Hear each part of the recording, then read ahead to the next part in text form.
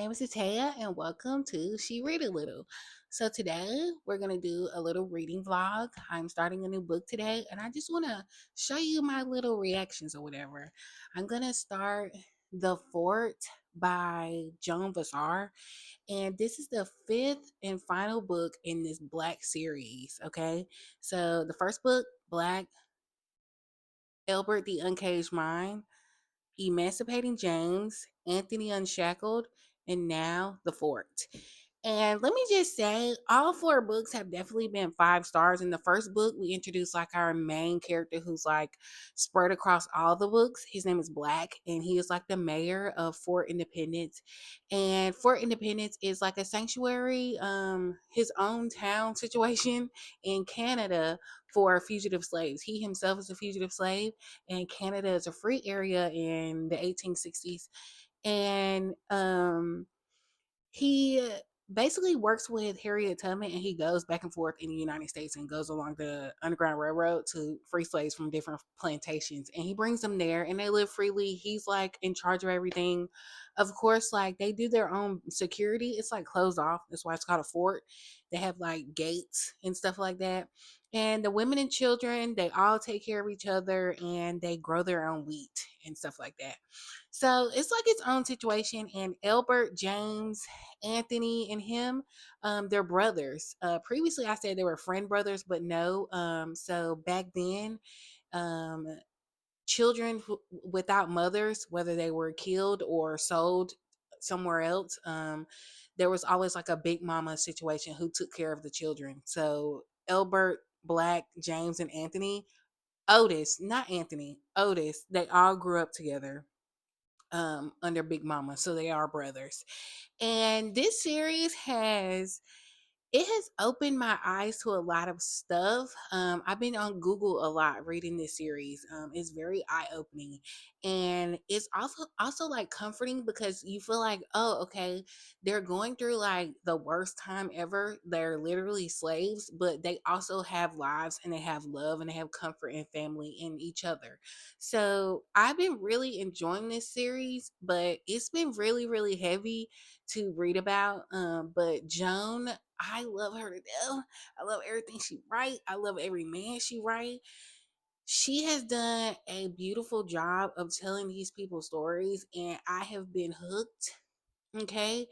Anthony Unshackled was like super long, but like it really didn't feel like it. I think the fort is like 400 pages or something like that. And I feel like I'm definitely going to get up to like 50% today because that's how she tells the story. Um, and let's just get into it. But first, I'm gonna make me some coffee because I love coffee, and we're about to be sitting here. But welcome to my channel. Make sure you like and subscribe. And if you haven't already, read a book by Joan. Okay, I have read her Sweet series. Okay, which is like an romance and a poly romance book. And then now I'm finishing the Black series, and then I'm gonna check out the rest of her catalog because Joan, she know how to write a man.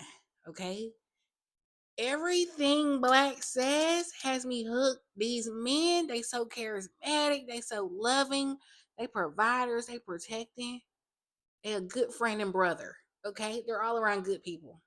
I love them. Let's get into it.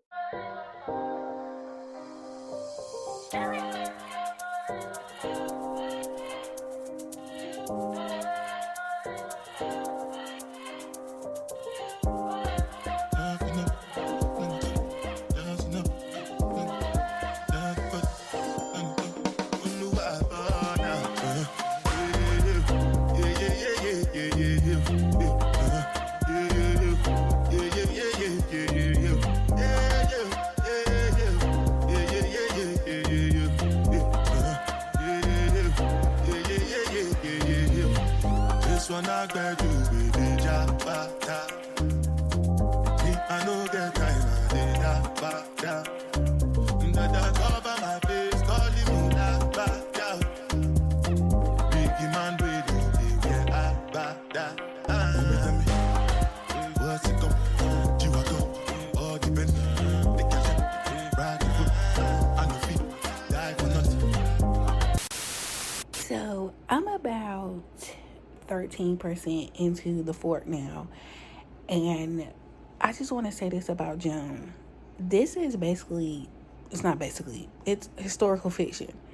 But the way she ties this, like, it's set in like, let me see. We don't have the year on this. I think it's like 1863 now because Abe Lincoln is president or whatever. But the way she ties into like what's really going on, like we're leading up. Okay, we're leading up to Lincoln's death.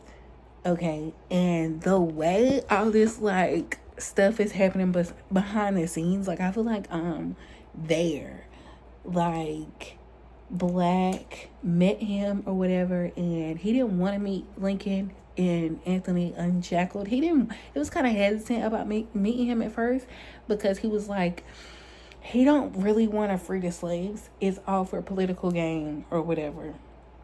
So, but he met with him, and it's like Lincoln wanted to hire him because it talks about at the beginning of his presidency how the White House was like open and people could just come in there and there was like no security, which that was real. The White House wasn't always closed. And once upon a time, people could just come in there. So it was like, oh, Black told him to have security and stuff like that and have it where people were only allowed into one room during certain hours. I love it. Anyway, and we meet Booth, the guy who shot him in the back of the head at the theater. That's not funny, I guess. But the guy who shot him in the back of the head theater, we met him in the last book because they were a part of a plot to kill the president or whatever. And Black, one thing that was that stuck out to me in Anthony Unshackled, Black was like, we should have killed all of them, including Booth, because they killed the rest of the team, but they didn't kill Booth. And it's just like foreshadowing to the fact that, hey, we didn't get rid of him, and now it's like, you know it's gonna happen, but it's like you getting the play by play behind the scenes through Black and his team. Joan did her big one with this, and it was just realized in chapter 3. I'm only 4 chapters in. It's a lot going on. It's a lot of seed planting stuff going on. But chapter 3, they just now realize. So the whole point of the fort, this book, is they had a carriage pull up with a dead body and it was full of blood. And upon inspecting it, which honestly, the way Black inspected the freaking carriage, he need to be a detective. Hello? Do you work for the FBI? He's gathering clues. He out here. He's a smart man.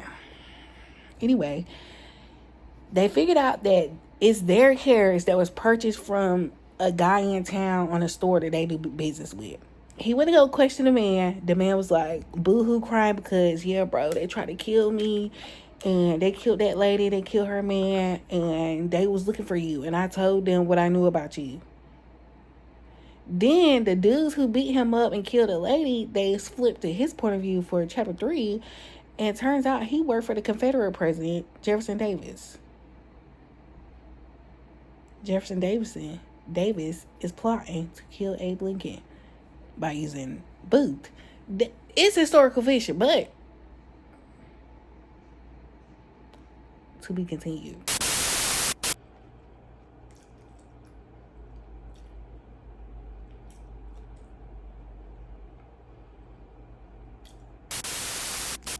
Quick update.